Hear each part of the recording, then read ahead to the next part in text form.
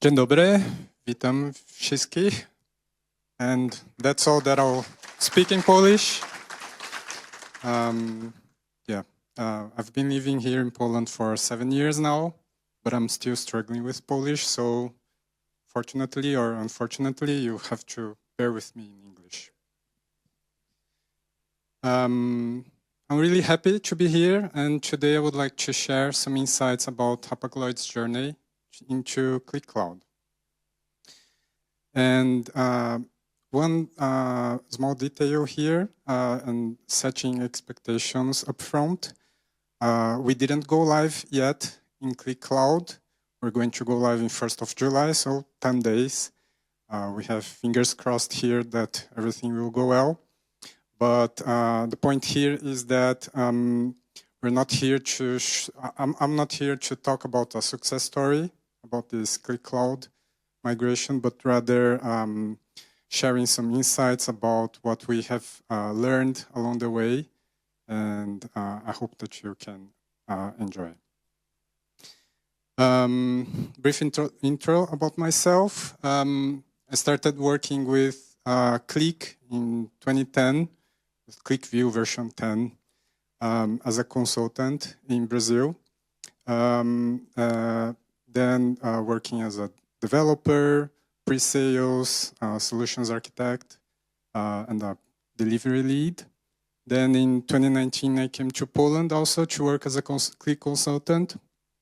And I started working at Hapag-Lloyd in 2021 as a consultant. And in 2023, I became an employee. Then currently, I'm leading the data visualization platform team. And I'm also a BI architect. My team is responsible for the Qlik platforms, Qlik View, Qlik Sense, and now Qlik Cloud. And yeah, I'm happy to share some insights here.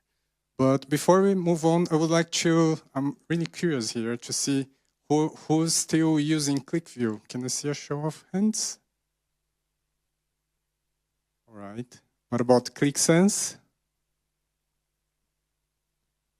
Okay. And what about Qlik Cloud?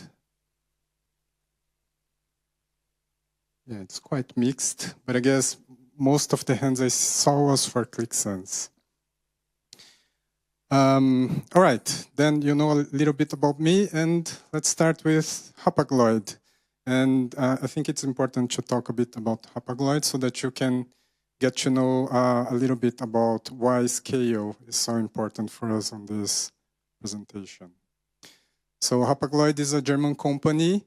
We operate a bit more than 300 vessels across a bit more than 130 liner services, connecting more than 600 ports around the globe. And we have a container fleet of 3.6 million TEU units. Most of those containers contain this tracking device so that we can see the location and the operations they're operating. And we are a company of about 20,000 people in 140 countries. So all of this, from all of this, I guess you can imagine that we generate a lot of data, and from our vessel operations, from these container tracking devices, and also from the customer interactions that we have in our systems. And the challenge that we have always faced and we're facing is not simply about collecting data, but rather what to do with the data and how to make sense of all of it. And the Qlik platform has been a great ally in our platform team to help us provide this type of service to the company. So here's our chart of our journey. So we started in 2015 with Qlik View. It was the very first big step with self-service analytics.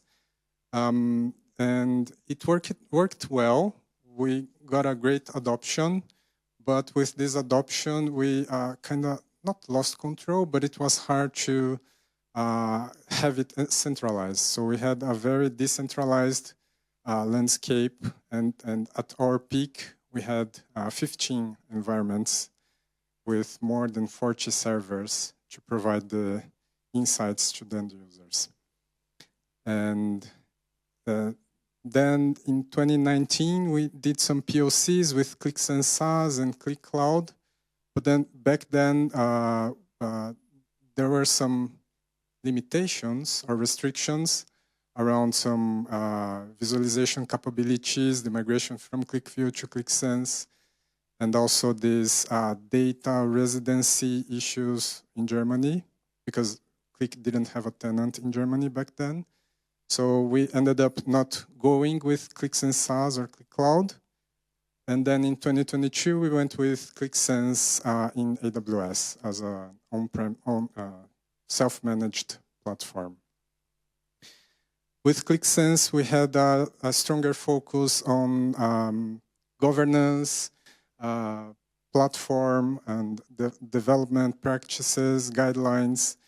And with this, we were able to reduce the environments from 15 to 5, which is still quite a lot, with about 22 servers. And after some time in 2025, we saw that everything was AI and everything was about cloud. So we decided to review those decisions that were taken back in 2019 to see if it was a good moment to migrate to the cloud. So in 2015, we decided we had several discussions with CISO, with the platform team, with developers to understand if it was a good moment. And now we're about to go live in 2 weeks, in 1st of July. And here, for my team, who's responsible for the platform, one key point is that we will have only one platform, or only one environment to manage, which is great. But here the point is not really the reduction in the environments. It's more about the way we operate, right? From 15 to one environment, it will give us more opportunities to work more efficiently and provide a simpler platform for the end users to have access to.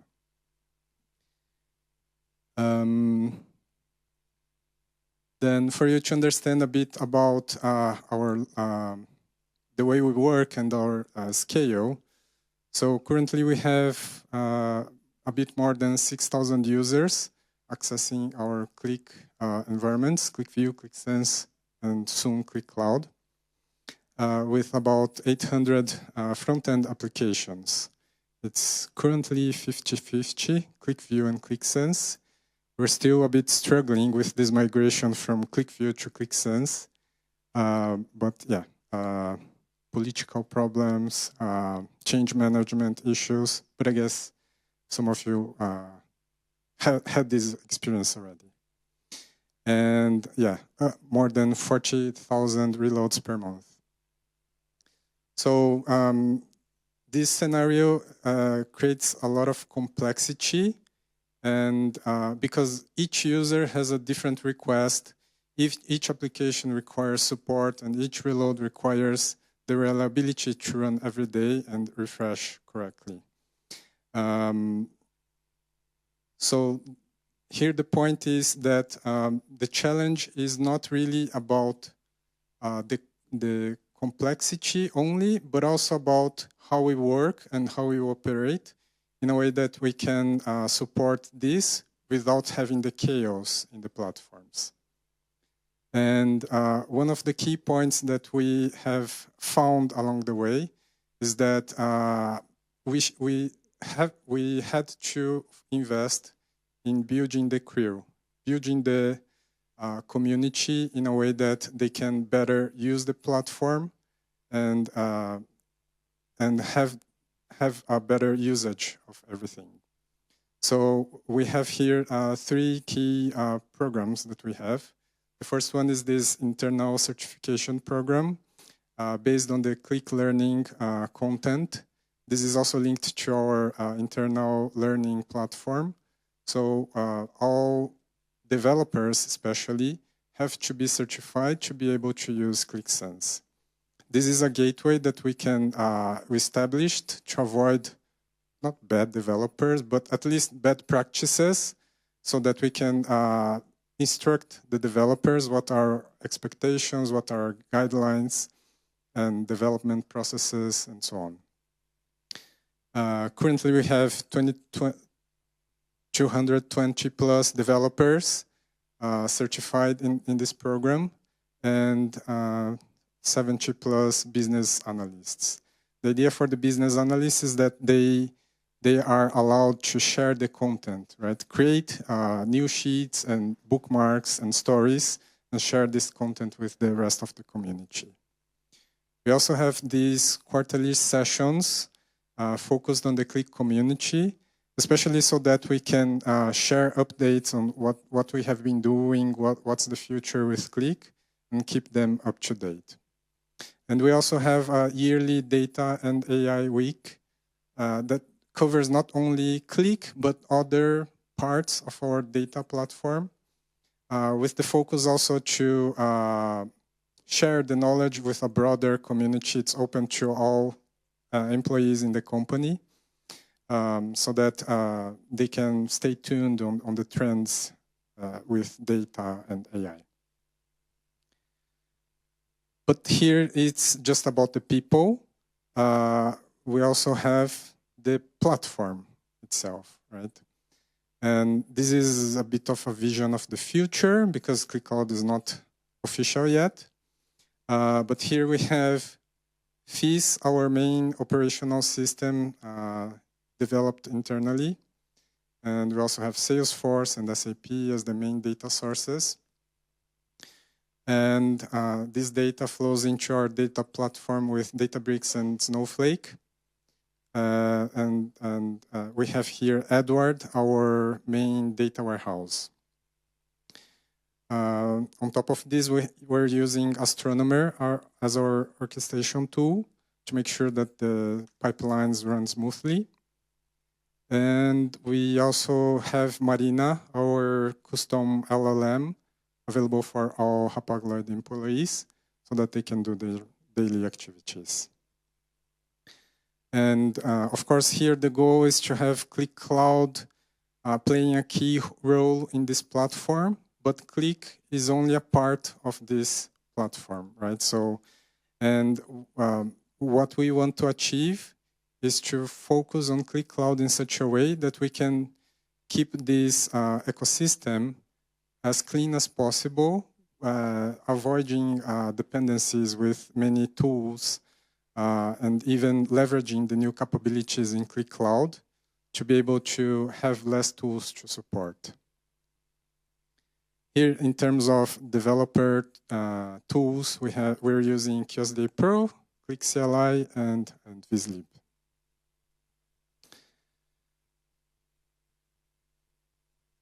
And now comes the question, why set a new course? Because Qlik Sense kind of works, but I guess from the previous presentations, we also saw that everything is about AI, right?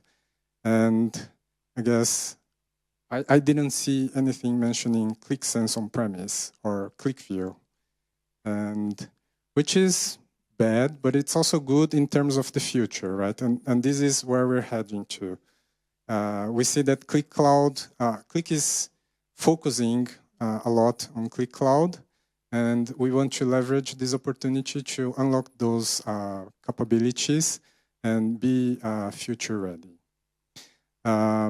So here we have 4 key points that helped us understand why we took this decision. First one is enable new capabilities. So in Qlik Sense and QlikView, we are kind of limited in the possibilities, and with Qlik Cloud, it's a lot more than just dashboarding. And this is what we want to achieve, also with the platform consolidation, right? So with these new capabilities, we want to reduce the tool stack in such a way that we have a more simpler platform. Also in terms of operations, going down from 15 environments to 1, it will be, hopefully, great thing for us to work smarter and more efficiently. And last but not least, also, as we reduce the environments, we want to reduce costs and work more cost efficiently. But here the point is not simply about infrastructure. It's not simply about a hosting decision. It's more about a strategic decision that goes beyond the infrastructure. And here, what we want to unlock with Qlik Cloud is to enable different groups of users to be able to do more with Qlik. We have here end users who will be able to not only use dashboards to see the numbers, but also use alert subscriptions, notes, reports, Qlik answers, so that they can more proactively work with the data, get more insights, and derive actions from it. We have the developer group who can work more collaboratively in a way that they can also prepare better the data so that it's better consumed by the end users. We also want to focus on the governance so that we can have a better visibility on what's going on in the platform with the lineage and the data products. And in terms of administration, here it's about simplicity to keep everything running smoothly with the automations and performance evaluations. I'm sure that there's a lot more than this, but here are the key components that we think that are relevant to mention. Then about preparing the vessel. So here I talked about the features in terms of tool usability, but one important thing here for us was that it's not simply about the tool.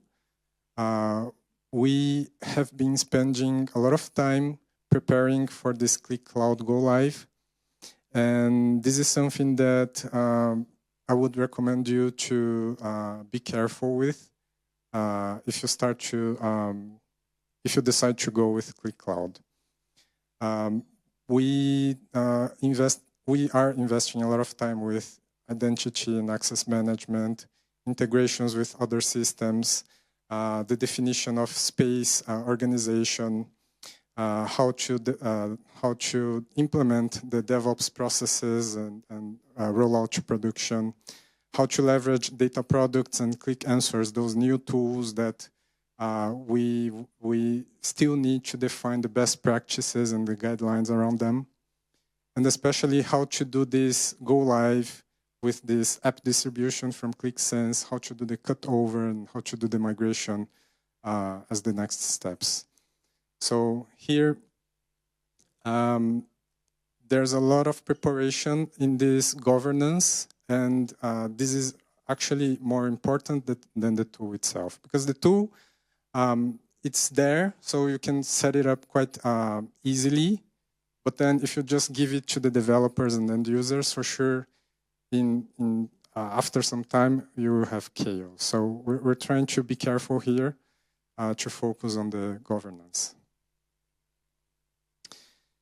And here, so if we can take, if I can list here 3 key points that you can bring home as the what we can share from this session is this. So the first one is that this cloud migration is not simply a change. Is not simply a change in the operating model. It's not only an infrastructure project.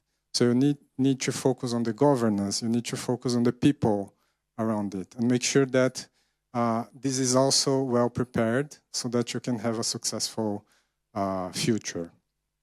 The second point is about governance, as I just said, right? If you don't have governance from start, you will regret afterwards. And the third one is enablement. So it doesn't make sense to simply hand over the tool to the users.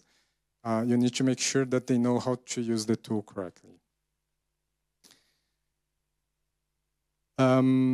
Here is one customer case that we have published with Qlik about our success story about the smart containers. So as I said, we have millions of containers across the globe, and those containers, most of them have tracking devices, and which means that we have a lot of data coming in.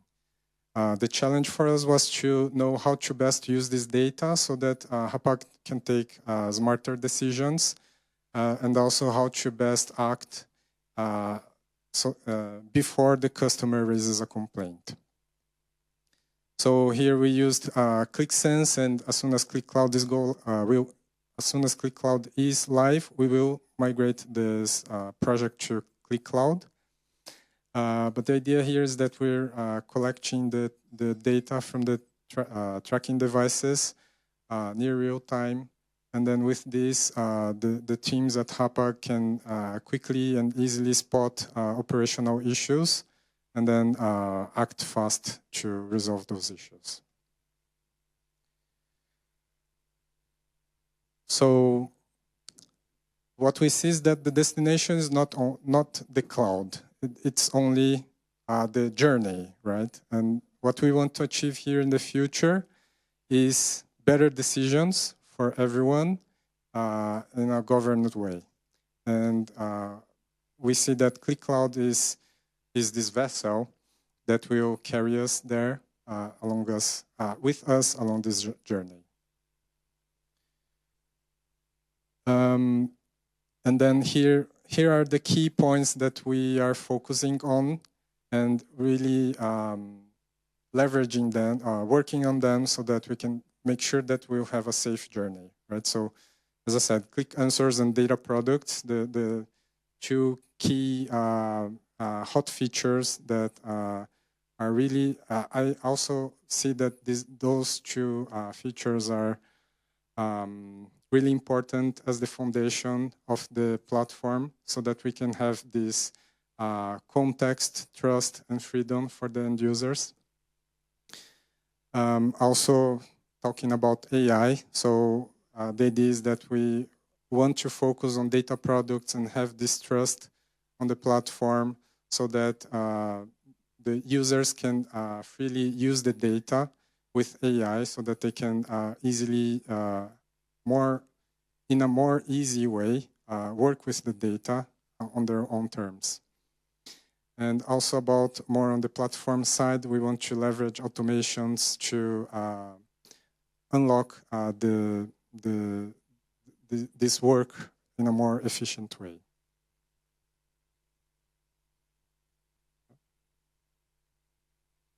Next. Okay. So if we look back at our journey, we're coming down from 15 to 1 environment. We're handling 6,000 plus users, and we currently have more than 800 applications. All of this with one big analytics community working with this every day. But the numbers here are not the most important part. What we see here as the key point is that the cloud journey is not about infrastructure. It's about building the platform that is ready for the future. So ready for the users to grow, to work with it, work with the data that is constantly growing, unlocking insights for the people, and also turning insights into action. Thank you very much.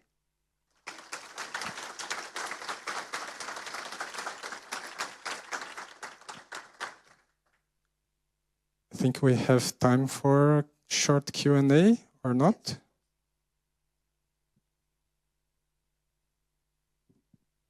Czy są jakieś pytania do Fernando? Hello, Suzuki. I have a question about what could be your advice for the people who are still between QlikSense and Qlik environment. What do you think? How is your advice how to use these all features that we heard before, and still operating mainly on premise environment?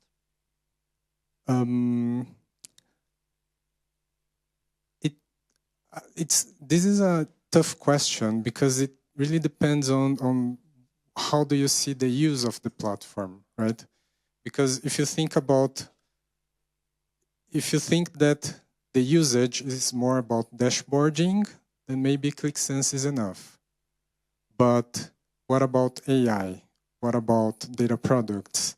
What about these other capabilities that are coming, that at least are coming earlier to the cloud? So I guess you have to think about those capabilities that are coming to the cloud, and some of those might not even go to the on-prem, right? And then see if this can help you decide. Does this help? I guess so. Thank you for your answer. Thank you. Czy ktoś jeszcze ma pytanie do Fernando? Jak nie... Fernando, you mentioned that you have 15 environments. And can you elaborate a bit more about it? Why so many? Yeah, I wasn't there back at that time, but the main explanation is that we had this dev, QA, and prod environments. But apart from those three, we had a lot of sandbox environments for the regions to give the regions more freedom to develop their own regional reports without having to go through the official centralized production life cycle. Okay, as for like, do you have a separate dev, test, production environments, or they somehow yes, in one place? So you have them separated, yes? You have dev environment, test, and production. Yes. And how many dev, test environments do you have? One each, one dev, one test, one prod, but each is a site with a few servers. Okay. And one more question about Qlik Cloud. How do you think? Do you face any technical challenges in this migration? Does Qlik Cloud has any technical limitations that would not allow you to migrate it successfully?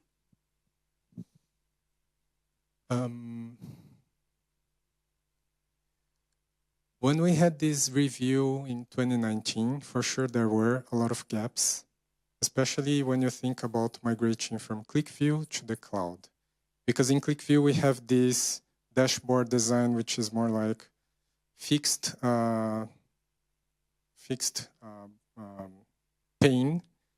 So, and then on the QlikSense and Qlik Cloud, you have this responsive design, which is a huge design interface design difference.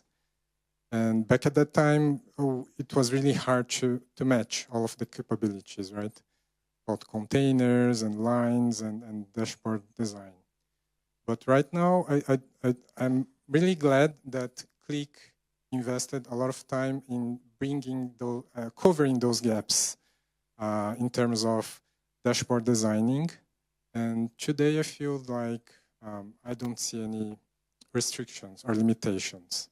There are a few things that you need to consider, such as, for instance, the capacity restrictions, right? So on on the standard capacity, your app must have up to 5 gigabytes in memory, right?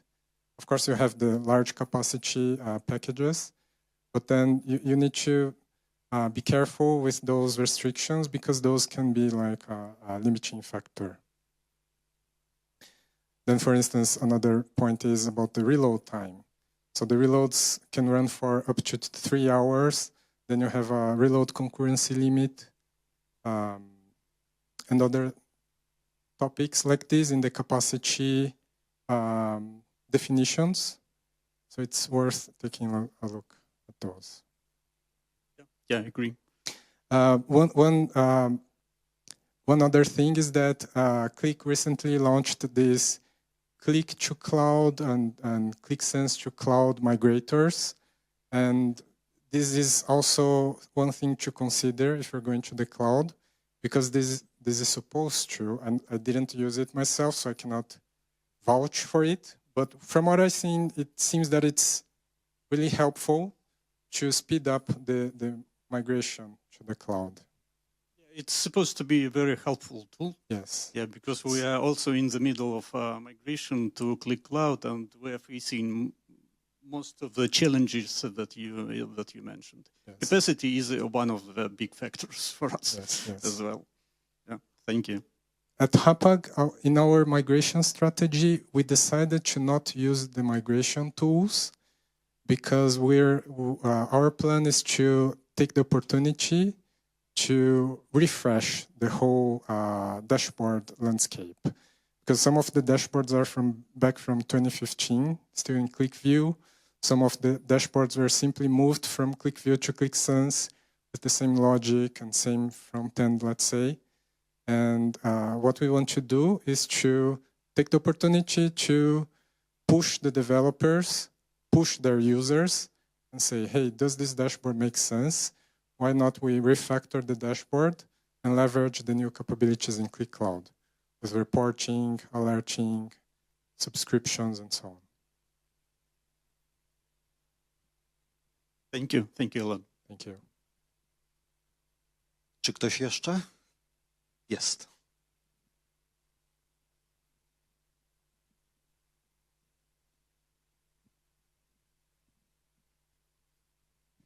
I just have one question regarding costs, because it was mentioned somewhere. I'm not sure that it was mentioned also in your presentation, but it is quite interesting to know your opinion about costs. Because if we want to convince, for example, the board, we need to move from one platform to another, we need to present what kind of benefits, not just more capacity or et cetera, but what kind of benefits in terms of finance will achieve.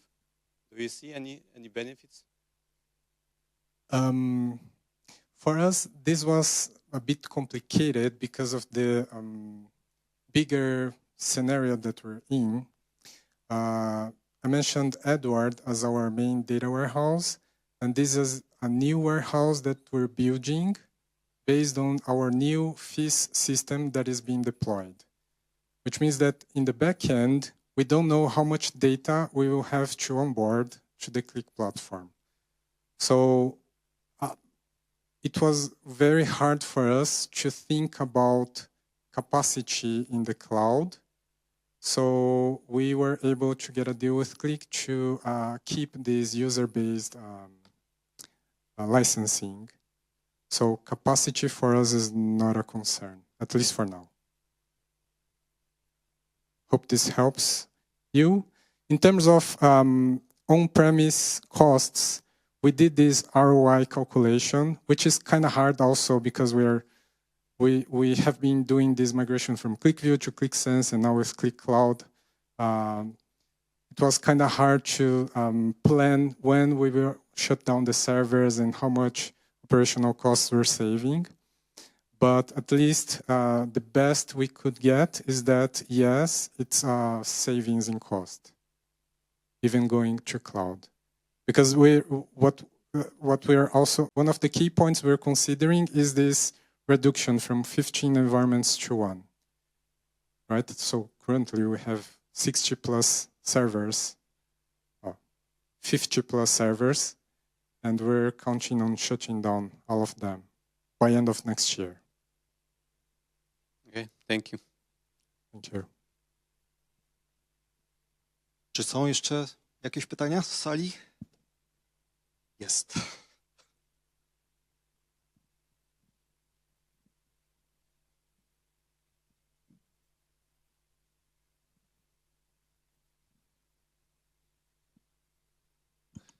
On the data architecture diagram, we could see two competitive solutions. I mean, Databricks and Snowflake.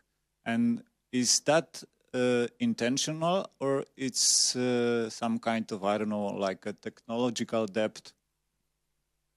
Yeah, in the past we had, we started with Snowflake, I think, in the past. But soon after we went with Databricks, it was maybe 4 years ago. And back at that time, the tools had a smaller overlap, right? The differences were bigger, and that's why we had both.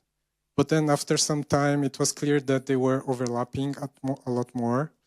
So we decided to choose one for the future, and this one is Databricks. That's why Snowflake is a bit faded here, because it's still currently in our ecosystem.